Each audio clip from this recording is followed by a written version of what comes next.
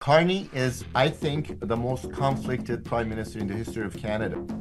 If there is, the regime of Iran, collapse or change, with any reason, Canada will be the best and safest country for the all leaders of the Iranian regime because their family is here. This could be Canada's golden moment in terms of, standing out and taking the lead in what happens. We should be looking differently. And we can be a model for the world, but we have to think big. We have to have ambition.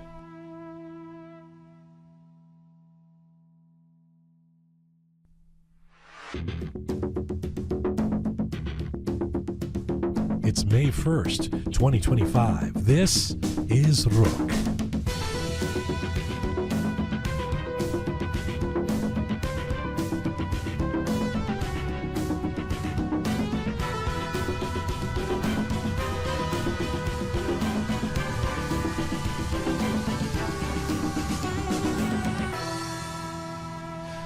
Well, hi there. Welcome to episode 370 of Roqe. I'm Jian Ghomeshi. Hello to you from Toronto. Salam Dustan Aziz. Durud Bashama. Hope you are doing well wherever you are tuning in from around the world. On this episode, we're going to look at Iranian Canadians and the Canadian federal election that took place this week and delivered another liberal government, albeit a minority this time.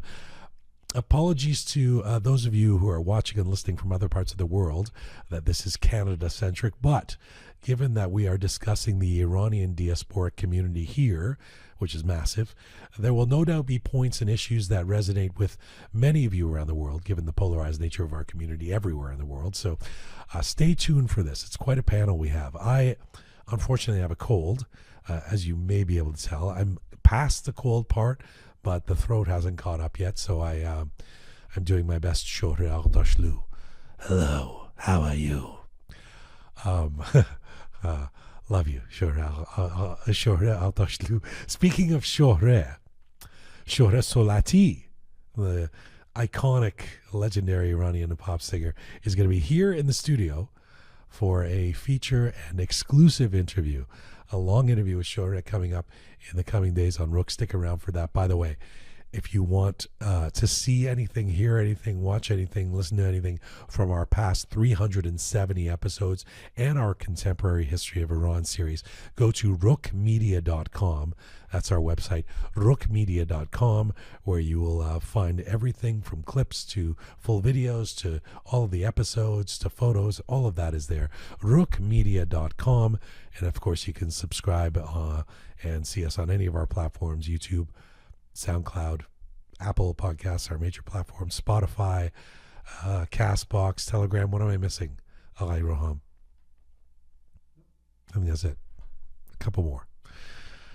All right, let's get to our feature panel for this entire episode of Roqe, dedicated to the recent Canadian federal election. So the ballots have been cast, the results are in, and after a fiercely contested federal election, the Liberal Party of Canada has managed to hold on to power, albeit in minority form, edging out the Conservative Party of Canada. For some, it was a sigh of relief.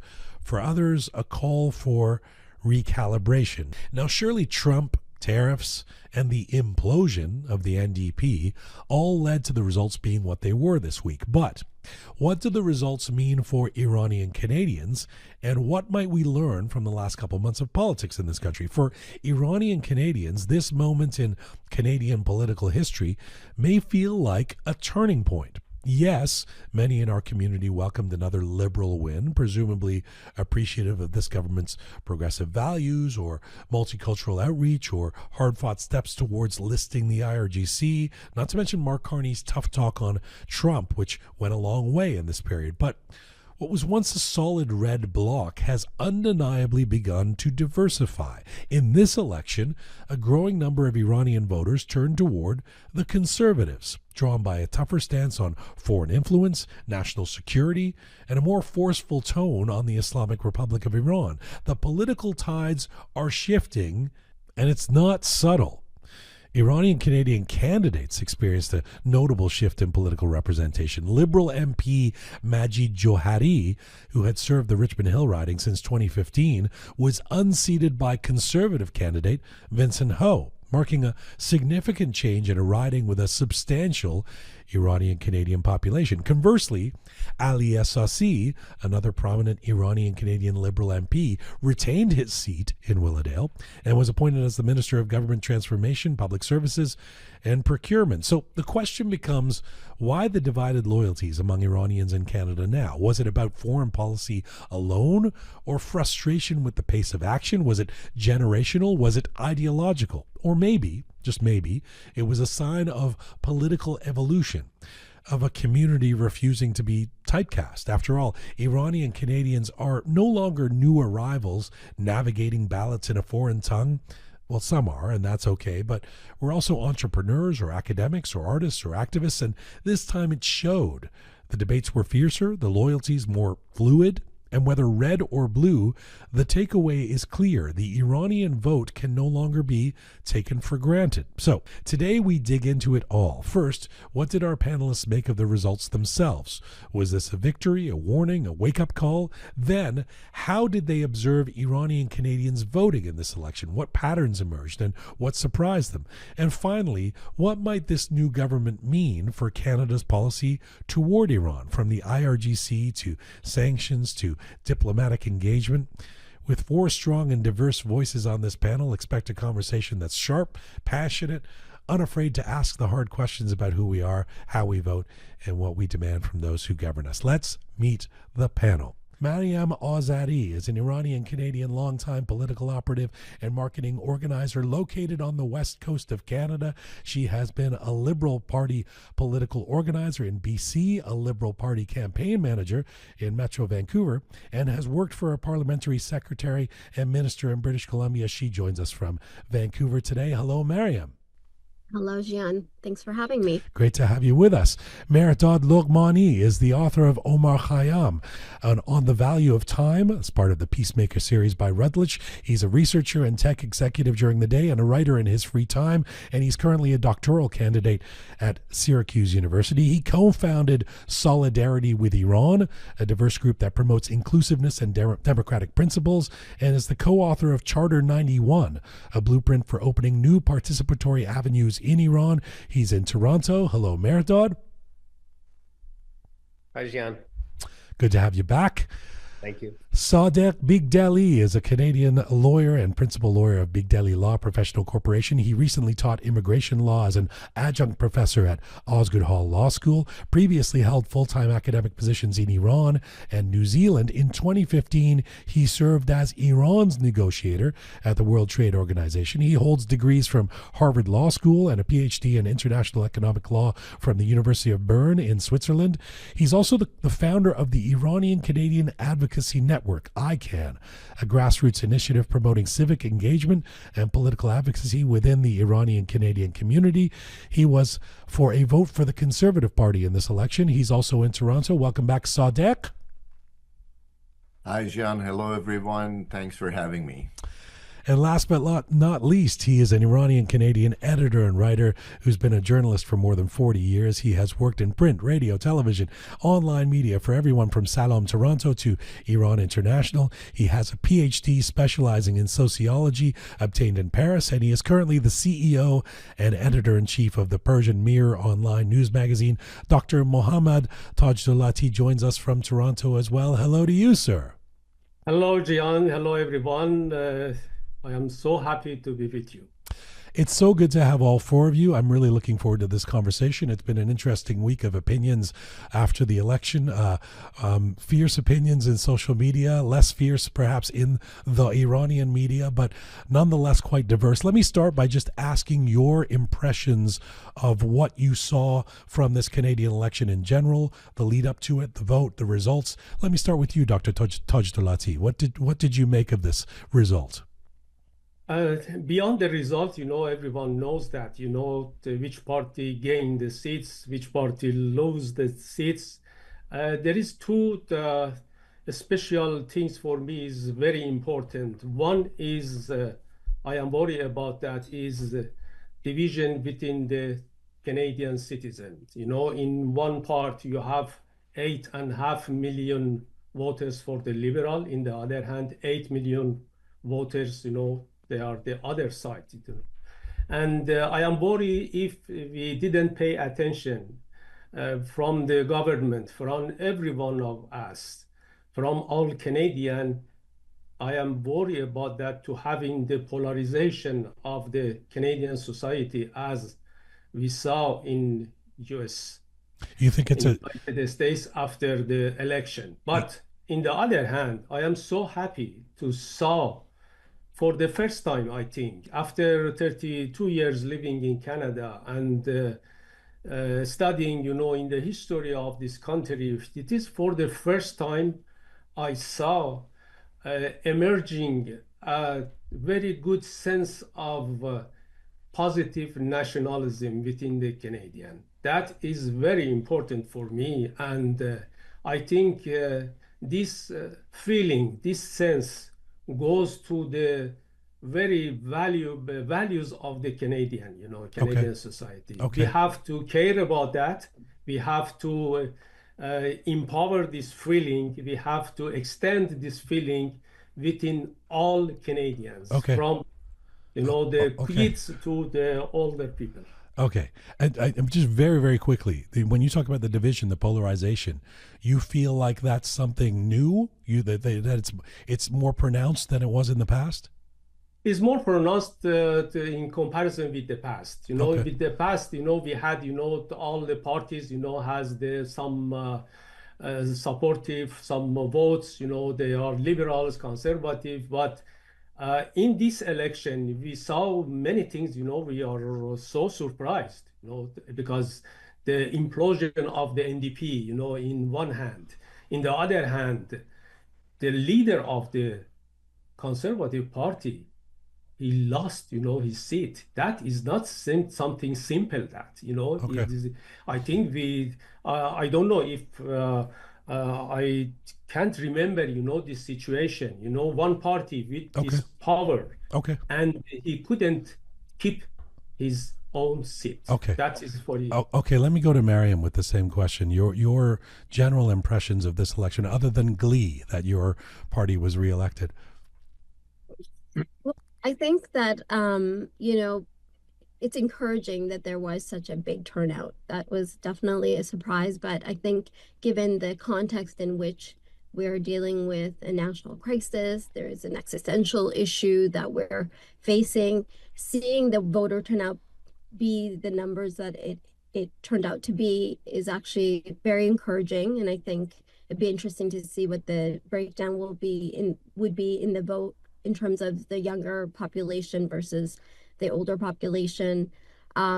So that was definitely a positive. And obviously the big surprise would have been that, you know, the Liberals came from, you know, behind and in a short period of time won back a lot of seats and won the election, not by the majority that they wanted, but obviously with numbers that they can definitely work with.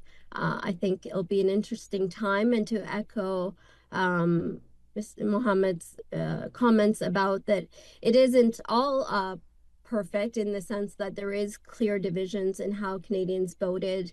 There is a strong message that this was a real two-party race, that, you know, the NDP and the Greens and the Bloc Québécois losing seats signals that there is major divisions in how Canadians see the future. And it'll be interesting to just see how, you know, the Liberals will have to obviously work with different parties and bring people to the center. And Carney will have to definitely be a pragmatic leader. But, you know, that's to be seen. But overall, I think it was very encouraging that people took the time to vote, to get involved, and the numbers reflected that. Okay, Sadeq. Yeah, so obviously the outcome was predictable, not only because of the polls, but the sentiments that we had. I was engaged with the grassroots movements that you mentioned, ICANN, Iranian-Canadian Advocacy Network. And there we saw on the ground how things are moving. There's a lot of passions, but there was a generational divide. I would say the baby boomers were the main people, like the main segment of the population, as well as immigrants in the metropolitan areas that were sort of afraid maybe of conservatives taking over. But at the same time, we had a lot of youth coming into support of the Conservative Party. So the conservatives obviously were not successful in terms of taking creating a government, but in sense of having the highest turnout, I think record high in the last 40 years was an achievement. I would say that the conservatives lost, not necessarily to the Liberal Party, but first of all to Trump. So external threat. I mean, we all know that, and the way that they basically could not manage to re-strategize after the Trump's threat of 51st state. So the way that the leader of the party, Pierre Poilievre, really successfully managed a successful campaign over the year, but then could not reshape his strategy towards Trump was a big misstep. We also observed some organizational challenges on the campaign side. And at the same time, we cannot ignore the fact that the liberals were very smart in the way that they campaigned, in the way that they chose the timing of the campaign. And also, I think, last but not the least, is the way that Carney basically redefined the Liberal Party and dissociated it from the Trudeau Liberals by coming to the center. Basically, a lot of the policies that Pierre Poilievre was advocating for a long time was basically hijacked by Mark Carney, which is a good thing. But we have to see to what extent a centrist position of the Liberal Party, as it was announced, will be in practice pursued. So overall, I think we're going to have a lot of challenges that we can discuss. A lot of people, especially the younger generations, are frustrated by the structural impediments in this country, in the way that it's really difficult with this high turnout even for the conservatives to win. The issue of overrepresentations in certain regions like Atlantic Canada, or underrepresentation in other areas, and other controversial issues. The issues that we see, controversies with respect to recent developments in Alberta, Quebec. So I think all of that is going to be unraveled, and Carney's government, minority government, is going to face a lot of challenges. And for that reason, I had a sigh of relief that the conservatives did not win a minority government with Bloc Québécois, who do not believe anything in terms of what the conservatives believe, natural resource development and nationalism. So we really have to watch and see what's going to happen within the next 2 years. Interesting time. Okay, guys. Listen, I'm going to remind you all that, thank you so much for that, Sadeq, that you're all busy people. We can't keep you here forever, and I've got a lot of questions to get to. So try and keep your answers as tight as you can. Very, very quickly, Sadeq, just to follow up on something Mohammad said. How did you react at the reality that it seems that Pierre Poilievre lost his own seat? Today's edition of Roqe is brought to you with the support of Grazing Délices. Grazing Délices is all about turning food into an experience. They bring people together with beautifully crafted charcuterie and dessert creations that are as stunning as they are delicious. Whether it's an intimate gathering or a grand celebration, they add a fresh, interactive, and elegant touch that makes every event feel special, from luxury grazing tables and themed charcuterie boxes to ready-to-go charcuterie cups and their signature mobile charcuterie and dessert carts. They offer something for every style and occasion. This is a pretty new company, but if you're anywhere in the GTA or nearby, you want to check them out, because we've had them cater our Roqe Hub a couple of times now, and they are fantastic. Grazing Délices. Find them at Grazing Délices on Instagram. Okay, so yeah, that was a big challenge, and I think that was one of the main problems of the Conservative Party. I think that's part of the thing that I mentioned about the misconceptions of the way that the campaigns worked at the local level. So some people attribute his loss to certain, like 90 people being candidates there. I don't really buy that. Or the rezoning of the riding in the way that the more liberal voters were included. I think all of that is secondary. The main thing is that Pierre Poilievre should have been aware of his own riding, and the way that Carney relocated himself from Calgary to Nepean, and things that at the campaign level should have been paid attention to, Okay. is can be attributed to that. So that's a criticism that is really a challenge to the future leadership of Pierre Poilievre. Okay, Mehrdad Loghmani, your takeaway from this election. Well, it's heartwarming from one perspective. So definitely having liberal and Mark Carney, someone who can be the architect of the future for Canada, because that's very key. I mean, we have to restructure not only our economy, but also politically in terms of our engagement with the world, not relying too much on the US, and how to keep US at the arm length if we want to basically have a meaningful foreign policy, which we will get to later regarding Iran. So there's a lot on his plate. And for someone, and Mark Carney is, if anyone, this country could have hoped for, was Mark Carney, someone with the experience, have seen, actually gone through the Brexit, all the complexities, all the negative aspect of that, and at the helm. So it's from that perspective, it was definitely something I was looking forward. I was looking forward to majority government, which we came very, very close to. But at the same time, it's very worrying time, because we are, I would say, at a perfect storm, if you want to call it. At one hand, you got the threat of the US, a president who's not predictable, and our sovereignty is at stake. Our economic well-being is at stake. And at the second storm that is coming, and no one is still talking about as much as they should, is the revolution of AI and what it's going to do with the future of work. So we got these converging forces upon us in the next couple of years, and Mark Carney has to basically captain this ship, and through this storm. So from that perspective, I'm delighted, and I'm very worried. We have a country. I'm not too much worried about the division, because as you move to center, people come along. Canadians have shown that. I mean, to Mr. Tajdolati comment about NDP implosion, NDP has been written off so many times before, right? So the vote to liberal and conservative, part of that vote is a vote that people actually loaned.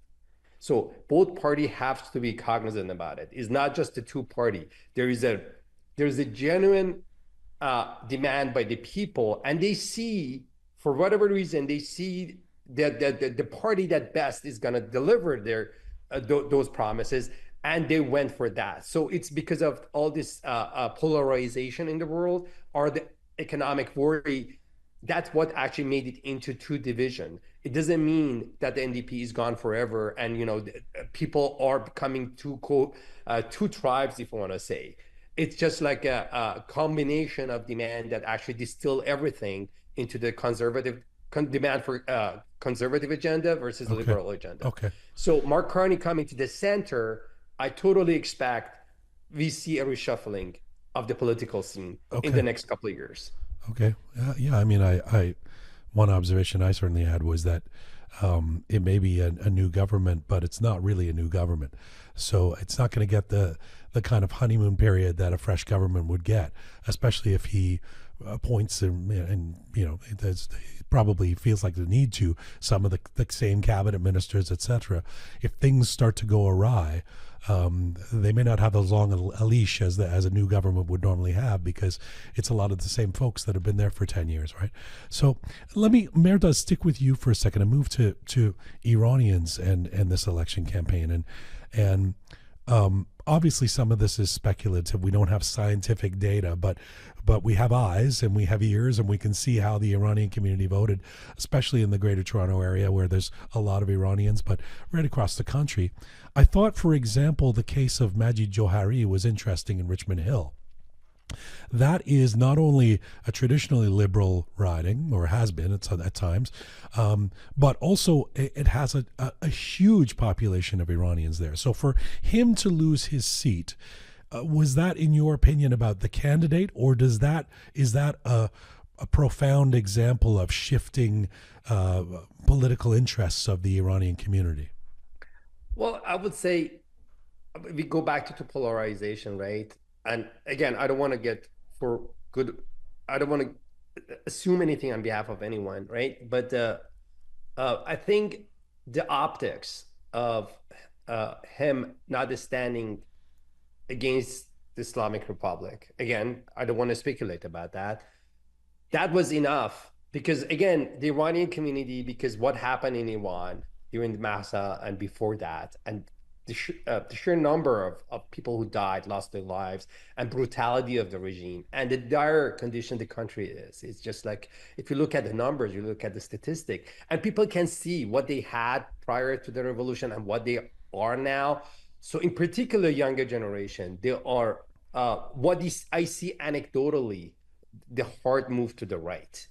And because, again, they think, and it's in contrast what I saw personally back during the Green movement. The younger generation, they were more left-leaning.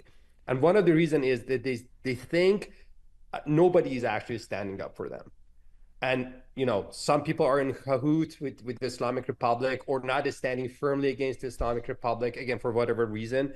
So, and they're going to punish them, with at least here with their vote. And they did that. Again, I see that. Some of it is not founded in reality in some aspect. They gave, the vote for liberal versus conservative.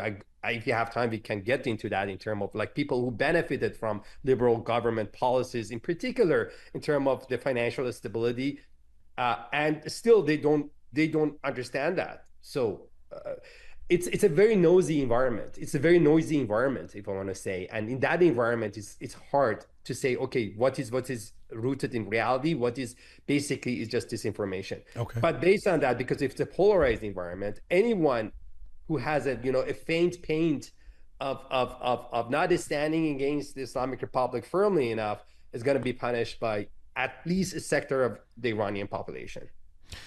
Maryam, it's very evident to us here in the Greater Toronto area with the giant Iranian population here that I mean, you can see it in social media, you can see it when you talk to people there, that there's been a notable divide in the community around support for conservatives and liberals, and a lot of now disappointed Iranian Canadians who wanted a conservative government. I'm curious on the West Coast what you've witnessed in Vancouver, where there's also a large Iranian community, whether you see that same divide or whether it has been traditionally liberal and has stayed that way in your view on the West Coast.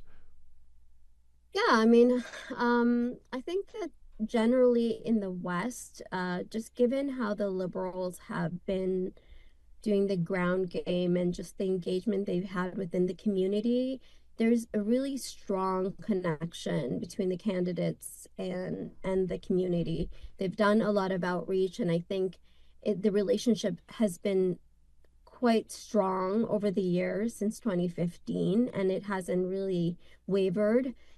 During the protests, I would say that there was a real support from these candidates or these MPs to really show up for the community.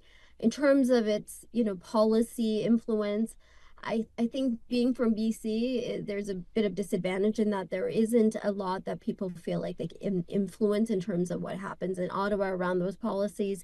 But definitely there was support here, and I think they did a pretty good job in making sure the lines of communication with the community were strong during the protests. And in lead up to this election, I think the issues really sort of kind of changed focus in that Iranians often are influenced by foreign policy and sort of policy as it relates to the Middle East.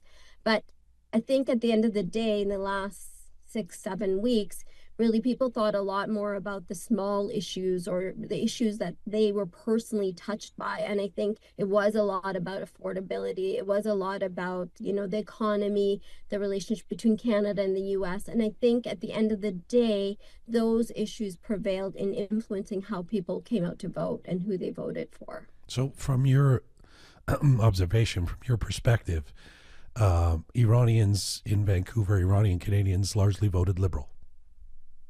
I believe so. Yeah, I would say that in the major population centers where Iranians reside, there definitely was a Liberal sort of advantage, and they did win in those areas, and Conservatives won in rural areas which don't have a very strong or big Iranian population. I mean, it would be to be seen what the breakdown really was, but generally where the Iranians live maintain Liberal stronghold. Gotcha. Today's edition of Roqe is brought to you in part by Apadana Entertainment, one of our premier promotion companies for Iranian events and concerts here in Canada. Apadana are bringing Sadeq Ghomeshi to Toronto and Vancouver this June, on June 14th at the Scotiabank Arena here in Toronto, June 22nd at the Rogers Arena in Vancouver. This may be one of the last times ever to see the master composer, singer, performer. You don't want to miss it. For tickets, go to ticketmaster.ca or visit Apadana Entertainment on Instagram. Sadeq Bigdeli, your observations or impressions of how Iranians voted in this Canadian election? Yeah, so as you know, we actually campaigned for the Conservative Party. We were a third party. We were registered with Elections Canada, third party. So in our event, more than 400. Sorry, we being who? The ICANN, the network, yeah. So that's why we have first-hand experience in the way that the Iranians really, Iranian population supported our agenda here. And so just give you examples. We did specifically promote Vincent Ho, who was Majid Johari's conservative rival. And we got tens of thousands of views and engagements, and we think we did contribute to unseating of Majid Johari. For him specifically, I think it was him. Like the Iranian people did not want to see him in the parliament anymore because of his stance or previous stance against or vis-a-vis Islamic Republic. But it was really interesting to see that they're willing to vote for his rival, who is from a Chinese background, and that was an interesting development. But we also targeted other ridings in GTA, which ended up turning blue. That was Oak Ridge, Aurora Oak Ridge, Newmarket, and Unionville. I personally door knocked for Michael Ma in Unionville, and all of these turned blue. Belonged to the Liberal, MP before that. So I think my observation for why there is this shift, at least among a sizable number of Iranians in Canada, towards the Conservative Party, I agree with Maryam. It's largely because of the weak performance of the Trudeau Liberal government in the last 10 years. So it's economy first. They were just fed up with all these ideological posturing of the Trudeau government and not paying enough attention to the daily issues of the Canadians, housing, crime, all sorts of economic issues and unemployment. So I think it was a fortunate development to have a voice in Canada for the people of Iranian background to have a different voice, and for the politicians of Iranian background not just to take them for granted and just assume that because they are fellow Iranian Canadians, they just get the vote of the Iranian Canadian fellow citizens for granted.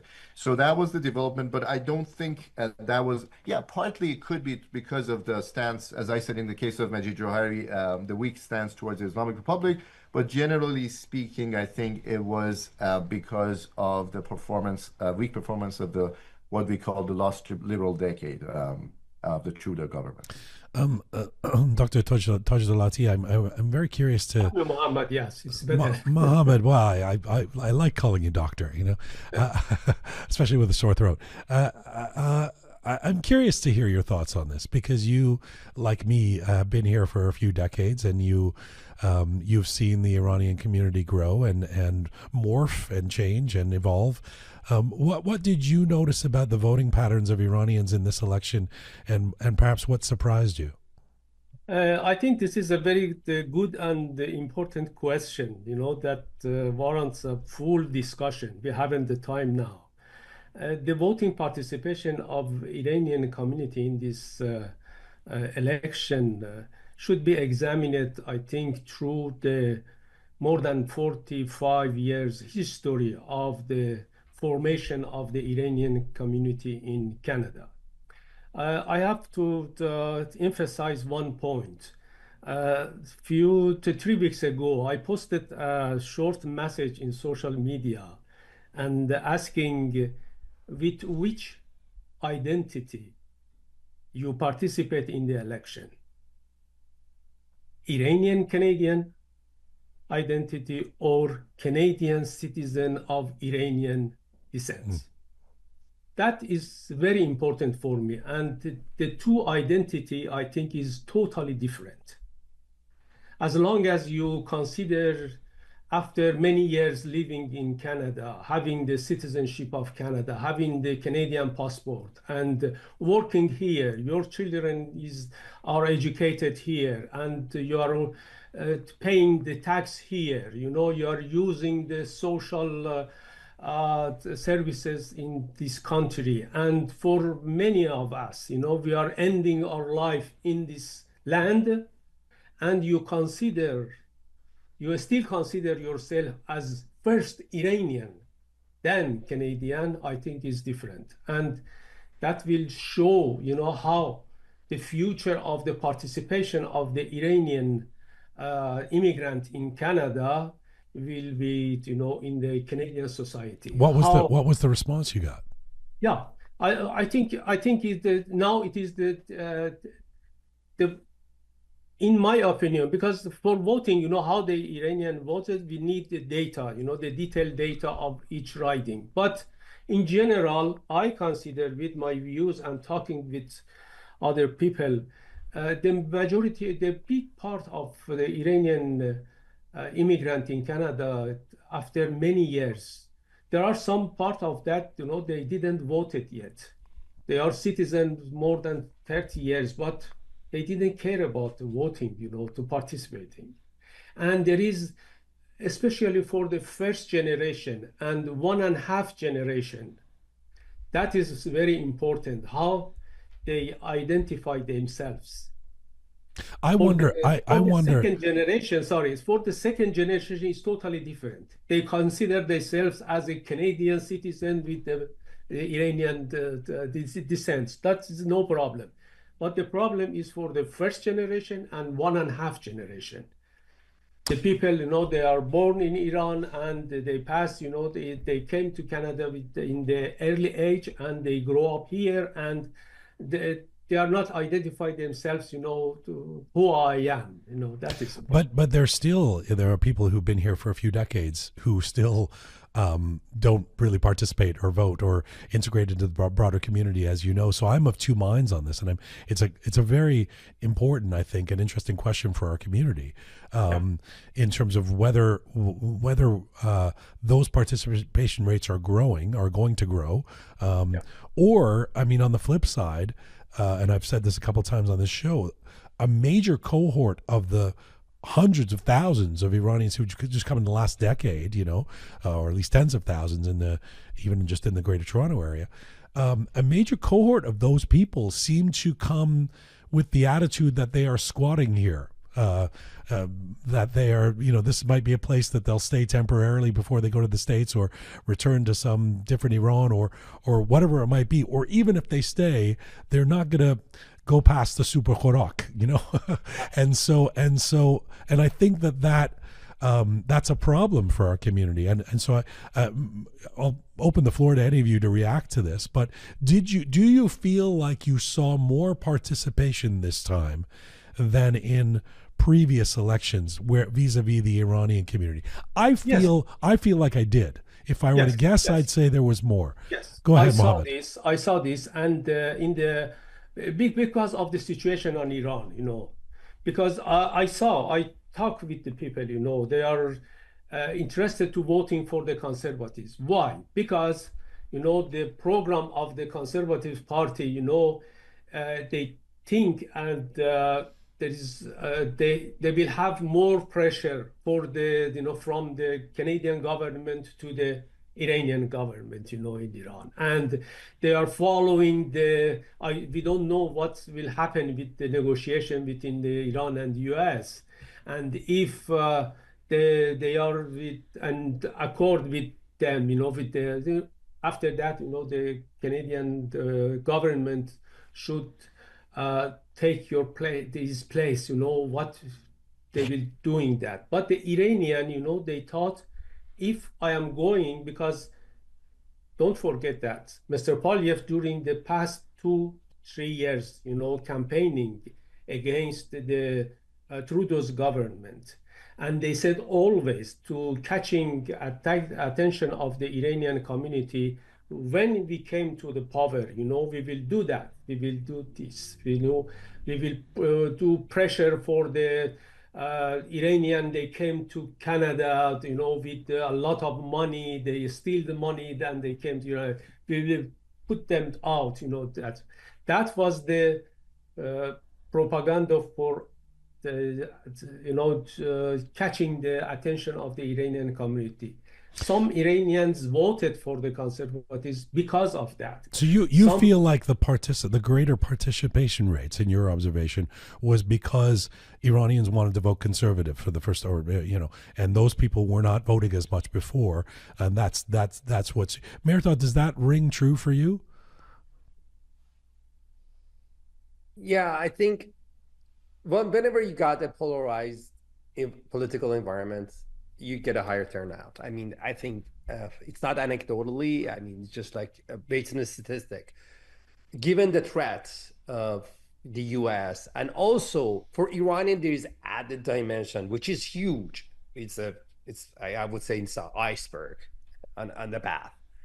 Is Islamic Republic, affiliation with Islamic Republic, and what is going to be done about it, right? So. And I agree with Mr. Tajdolati that the older generation, maybe there is still their old habits. Even the older generation, I saw, the younger folks actually took their grandparents to the polling station and actually, pushed them to vote, if you want to say that. So the thing is, with that, all these polarizing elements in the political arena environment, so people have to decide, and the thing is, the question is, did Iranian voted for liberal or conservative? In the writing, I am actually, and we work hard actually, because Mr. Bigdeli mentioned that he went door knocking for the conservative. We did that for the liberal, and we took actually St. Paul back. We're very happy about that.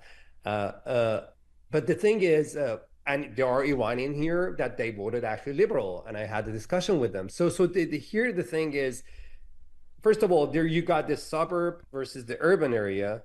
You got obviously the BC experience, which Maryam alluded to.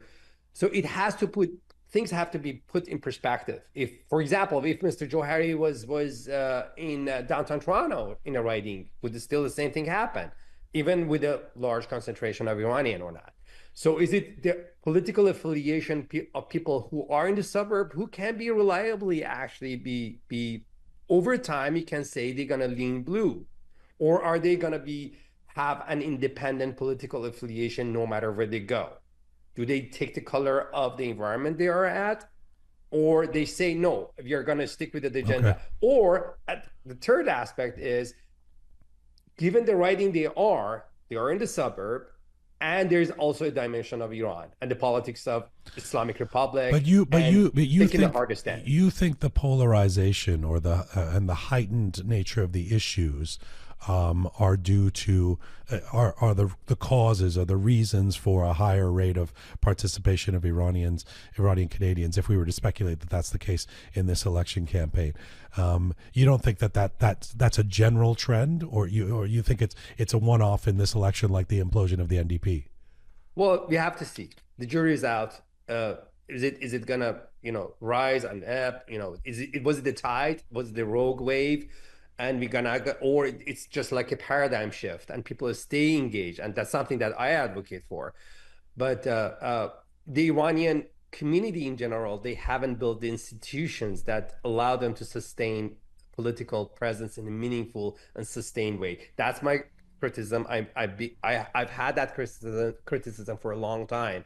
So in absence of forming a grassroots movement and some sort of institutions that can basically connect with the parties, make sure the ideals they demand are presented and actually carried through and responded to, they may just, after a while they say, okay, we participated once, we didn't see the result we wanted, and, call it a day. So we have to see.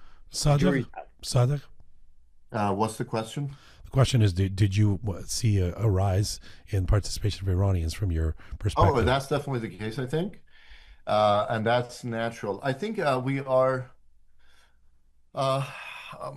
over-analyzing this. After 9 years or almost a decade of the liberals being in power, naturally, a lot of people who are not happy with the state of the economy, they want to see change. So we didn't see enough of that because of external factors. And as I said, smart campaign strategies of the liberals, and then the problems with the campaign strategies of the conservatives. But I think my understanding from observing thousands of Iranians being engaged with them is that the ones who still voted for the liberals were thinking about immigration. I think that is my understanding. What do you mean by that? They were still afraid of the conservatives limiting, restricting, immigration, especially from Iran. So I think that's still a big factor in the minds of Iranians who still but when vote you liberal. were, not to put you on the spot, but when you were in the studio here and you were talking about how all the reasons why the Iranians should be fed up with the Liberal Party, including the government being akin to a Sharia law. You said some things. I mean, is the fact that Ali Assassi was reelected in Willowdale, albeit with his brand recognition, he's the incumbent, people know him, etc. But is that evidence that you were wrong in terms of what the Iranian community wants? Oh, no. So let me just explain that to you. Number one, I don't think in the past any significant number of Iranians from the Iranian Canadian population even voted conservative or even considered voting conservative. So that is the shift that you have to consider. We observed that firsthand, how, like as I said, thousands of people approached us and wanted to really be active for the conservatives. So that's unprecedented, right?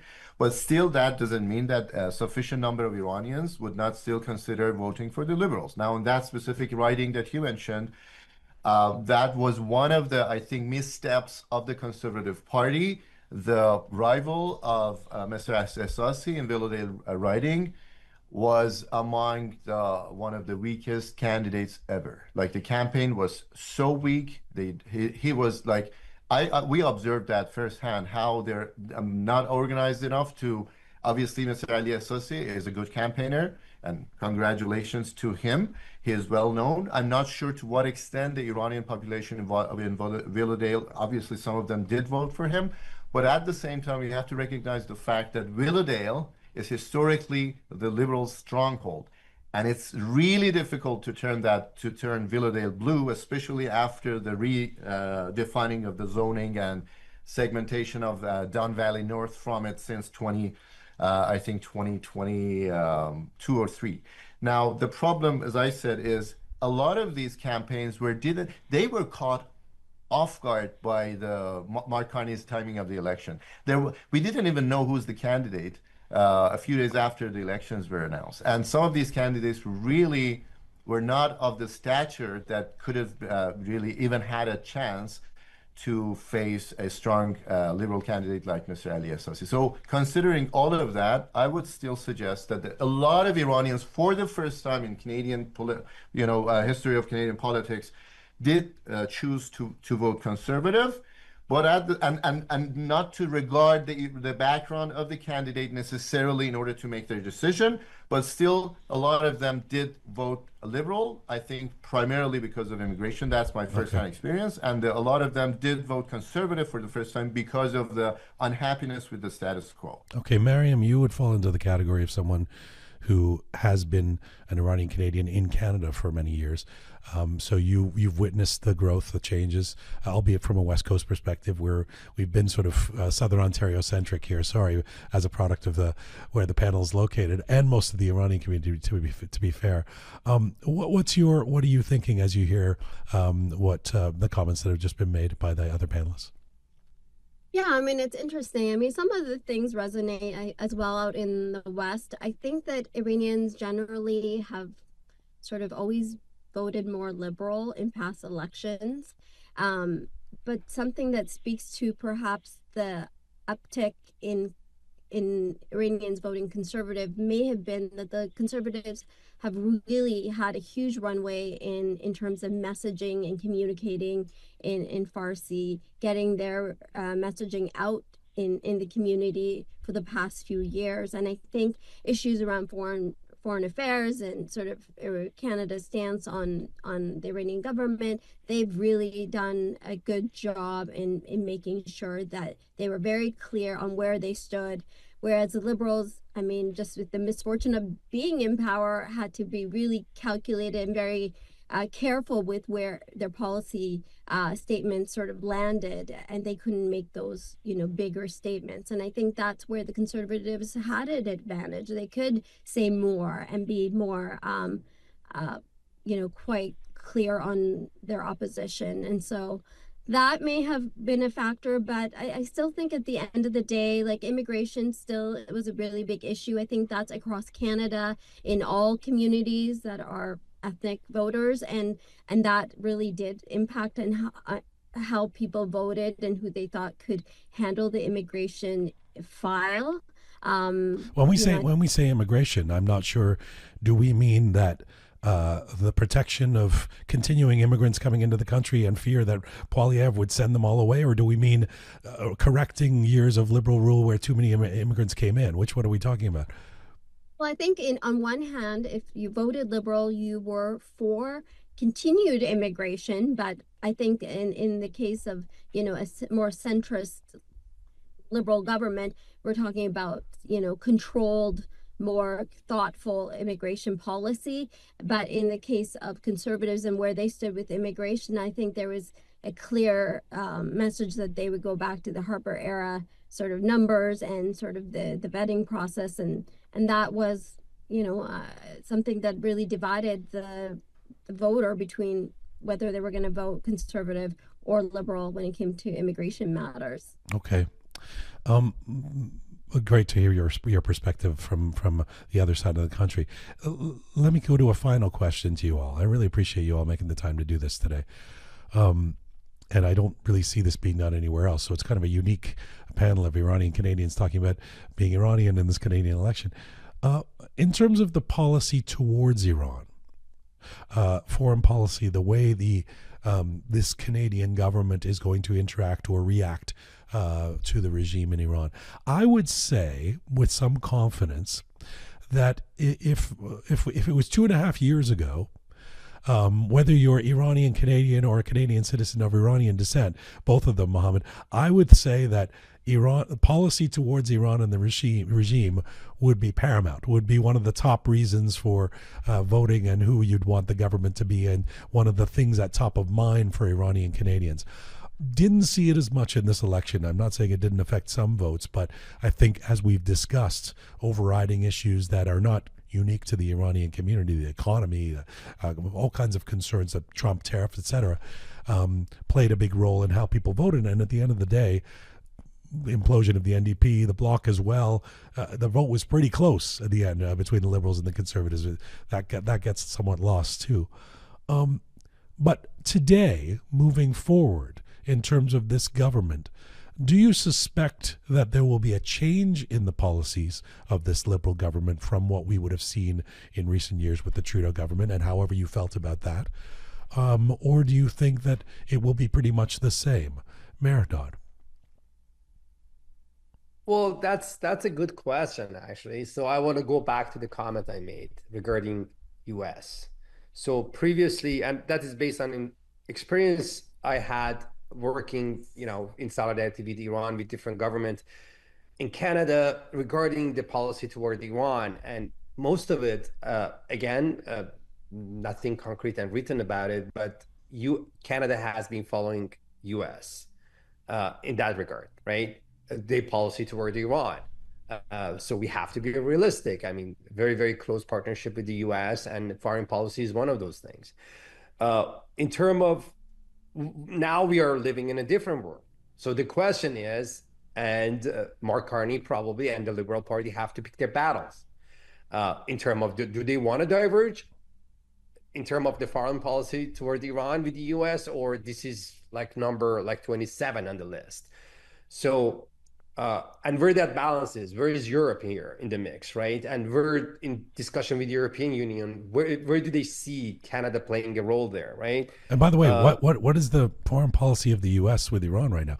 I mean, it's impossible to tell. Is it maximum pressure, or is it engage with the regime and have talks and speak kindly of them? Yeah, exactly. And so that's a point. So you see that confusion. It's a moving target. So do you want to spend time crafting a policy and spending your limited bandwidth given the crisis that we are facing now, or would go on the back burner? Let's see how US is doing, where they are going.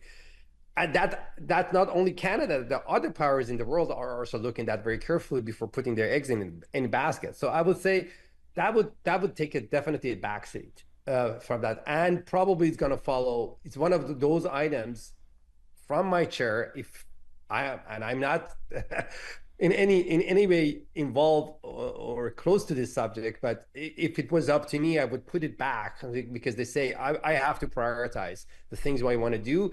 Again, putting my Canadian hat on, obviously as an Iranian, you want it to be prominent. You can't push for it, but again, also as a community, we have to pick our battles, right? Does it have any chance of actually going anywhere, versus because you are fighting against an immovable object, basically, which is the US foreign policy. And you have to basically, you can be on the tangent, but there's limits. And knowing our limits is very, very important. So I don't think it's going to be a priority. Well, Mohammed earlier brought up the concerns about, what we call Aghazadees coming to Canada and that kind of money being in this country. Does that really, dealing with that issue, is that really tied to US foreign policy? Or can we not have a Canada policy on that? Absolutely. So, and those are a smallest step that I mentioned, like a small battle, if I want to say, picking the battle. So let's say, okay, tactical move, we can have this, like prevent them coming, which is actually make the US happier, also from security perspective. And so everyone is on board with that. Iranian community, Jewish community, US government, everyone is on board with that. So why not do that? That makes sense. Absolutely makes sense. Let's do that. And make sure that we shut the door to the people who we don't want them here. They bring with a ton of money. Is the Liberal Party on board with that? Is the Liberal Party on board with that? I don't know about that, Maryam. Maybe she's better to answer that question. But that would be, that would be one of those things. And that's easy win for Liberal Party. If I was the decision maker there, say, oh, let's do that. Let's come very strong with that message and show the results. So we make sure that we are aligned with everyone on this subject. Let's go to you, Maryam. What do you sense the policy will be? And if you were advising Mark Carney and the new government, and it's a role you've played, so I could ask you this credibly. I mean, what would you be suggesting with regards to Iran policy?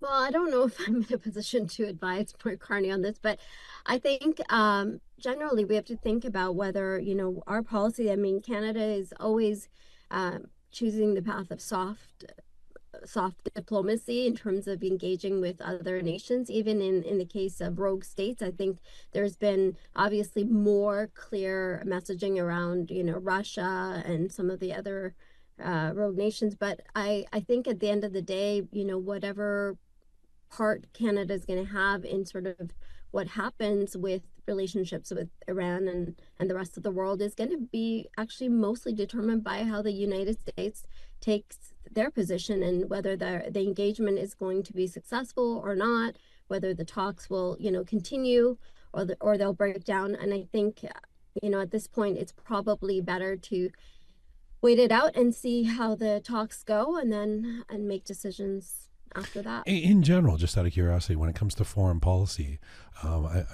you've met Mark Carney, you've been involved in the party. Are you feeling stronger about this government with vis-a-vis foreign policy? Do you feel like we'll see a change in some way? Yeah, I actually am quite optimistic that, Canada is going to, in the next few years under Mark Carney, will actually take a leading role in geopolitics around the world. I think Mark Carney has that kind of influence, that kind of insight, and he's managed many crises before. I think he's the perfect person actually to really take up the leadership in a space that there's obviously a vacuum for, a pragmatic, centrist, and thoughtful leadership on the world stage. And this could be Canada's golden moment in terms of, standing out and taking the lead in what happens around the world. All right. I want to second on that. Definitely, it's again, I go back to what Rahm Emanuel once said: you shouldn't allow a good crisis to go into waste. And this is the moment for Canada to step up and reclaim the role it historically had and actually add to that. So from also economic perspective, but most importantly, the moral stand that we had in the world. And that's what is bringing also, that would also create something that I'm really passionate about, the moral foundation of this country, and repair that and create the kind of elevate the discussion. So we get out of this politics of zero-sum games, and a strategy to win just for the sake of winning versus what's the essence of politics, actually? What we should be looking differently. And we can be a model for the world, but we have to think big. We have to have ambition. And with that, I mean, Mark Carney, I'm really hopeful that we'll actually allow that kind of debate to happen and engage at the intellectual level and bring everyone together. So we re-examine the idea of Canada. Iranian Canadian community included. Okay. Sadeq, a golden moment for Canada? So I'm very happy that these things are going to be recorded. So mark my words. We are going to face huge challenges, and Mark Carney is going to lose face very, very soon. These kinds of values that Mehrdad talks about, Mark Carney has written in his book. This is exactly the globalist vision that would deplete the non-resources of this country because they're not going to be,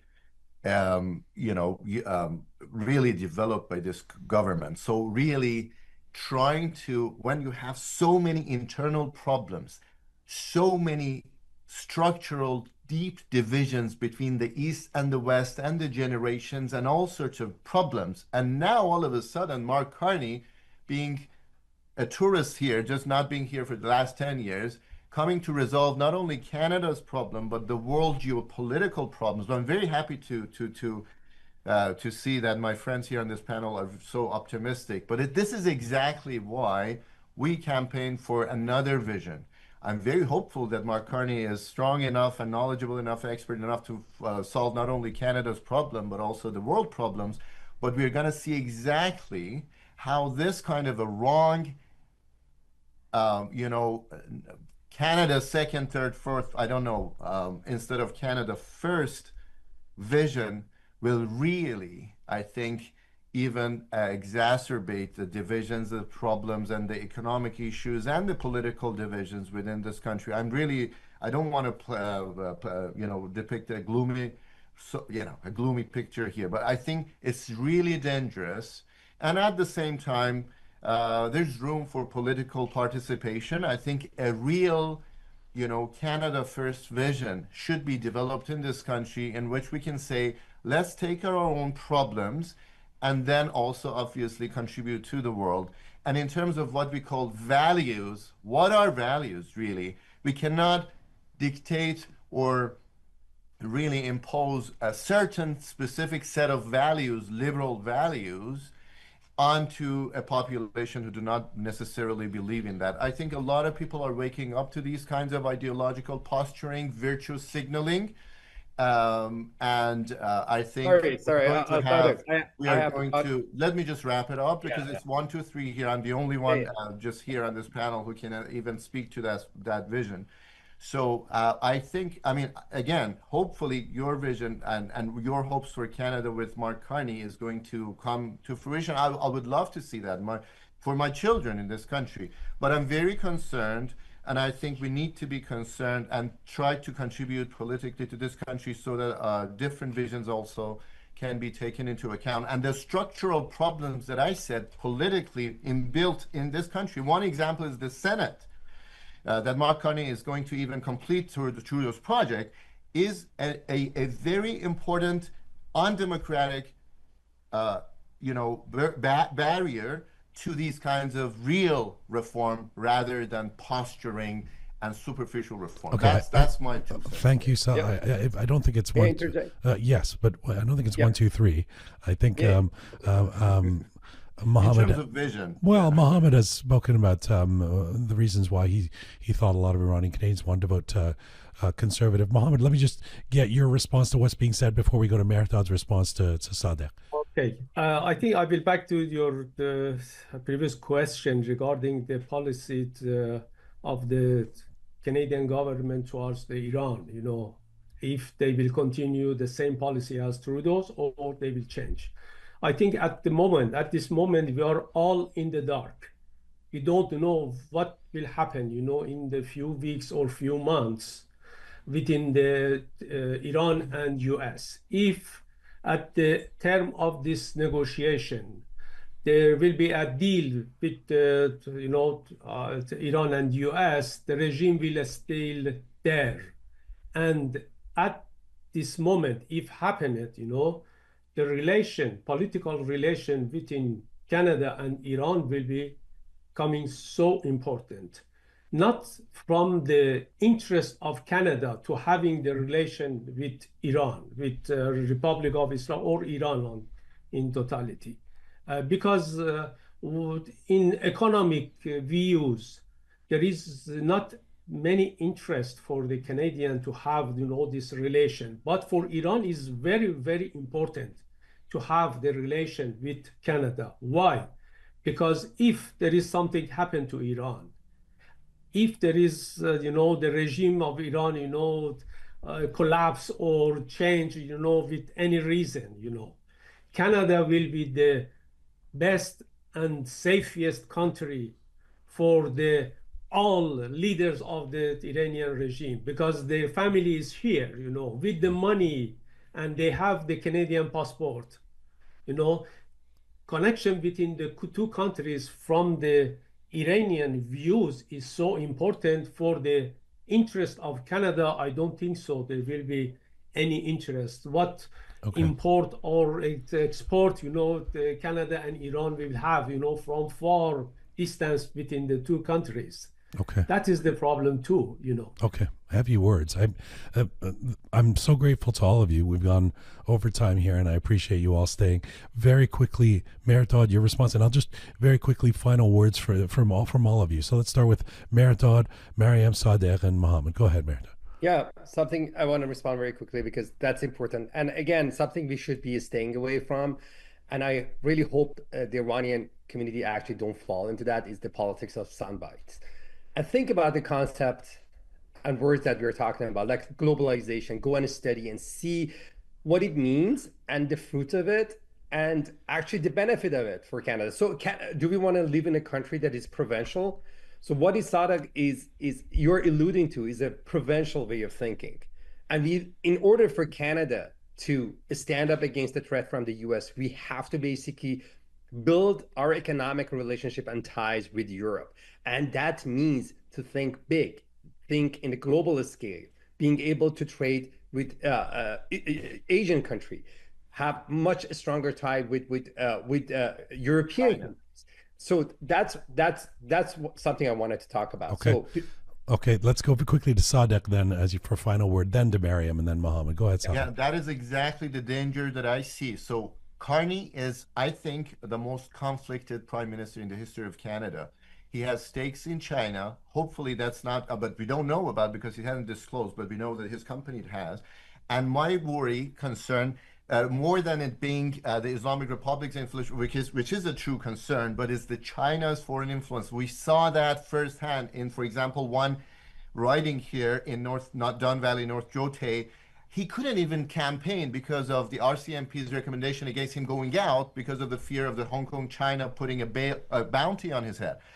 These are the things that I don't think, not only Mark Carney saying that China is the biggest security concern for this country, he is not going to abide by his own words, and exactly because of what you said. He wants to diversify away from the US to Europe, a failing economy, and China. And that is so dangerous and it against the interests of this country. I think the US and Canada should form a union, and despite Trump's empty threats, they have to, and they hopefully will, form some sort of a win-win situation there, because there's no way that you can really disregard such your biggest market and your biggest ally and think about China being or even a failing economy of European bloc being a realistic alternative to this. Okay, Maryam?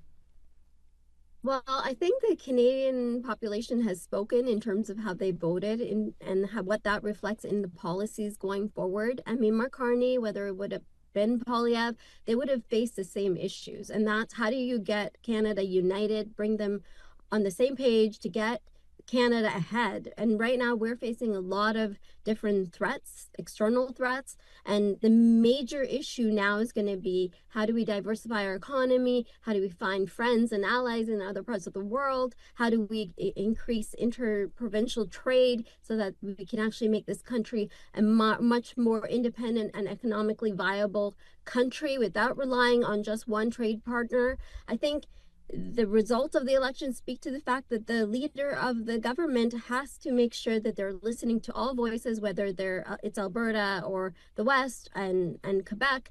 They're going to have to make sure that they come up with better policies that are reflective of where the general population sits at. Final word to you, Mohammed. I think the major responsibility of the Carney's government is one hand, deal with the international situation, especially with the US, and internally, he should be very careful about the division within the Canadians and explain and hear the expectation, all expectation of the conservative voters. You know, the voters, you know, the vote for the Conservative Party must be heard by this government. That is very, very important to prevent any polarization of the population in this country. He has, you know, two major challenges, one outside and other inside. And we will see in the formation of the cabinet and the explaining the general policy, general politics, you know, in the parliament. And after that, we will judge, you know, how he will go to this way or other way. Mohammed, Maryam, Sadeq, Mehrdad, thank you so much. It's been really, really interesting. To be continued. See you all soon. We'll do this again. Thank you. Thank you so much. Thank you. Thank you. Bye.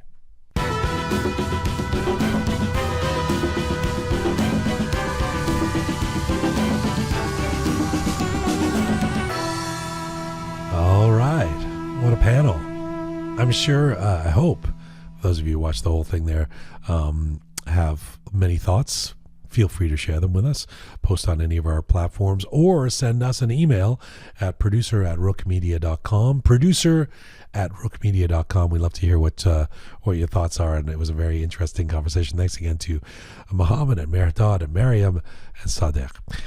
Thanks to the amazing team who put this show together each week. This is Full Time for Roqe for today. Thank you to Super Patty Saw, Tina the photo and video queen, Savvy Roham, Ghazaleh the OG, and special thanks to Kimia and Keon. smart Pega, talented Anahita, and methodical Kaveh.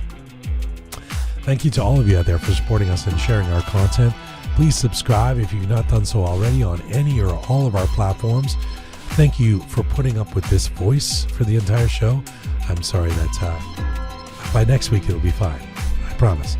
If you want to find us on Instagram or in social media, just find at Roqe Media. Roqe Media. Find me on Instagram at Jian Ghomeshi. And as ever, take care of yourselves. And as we like to say, here we go. Mizun Bashi.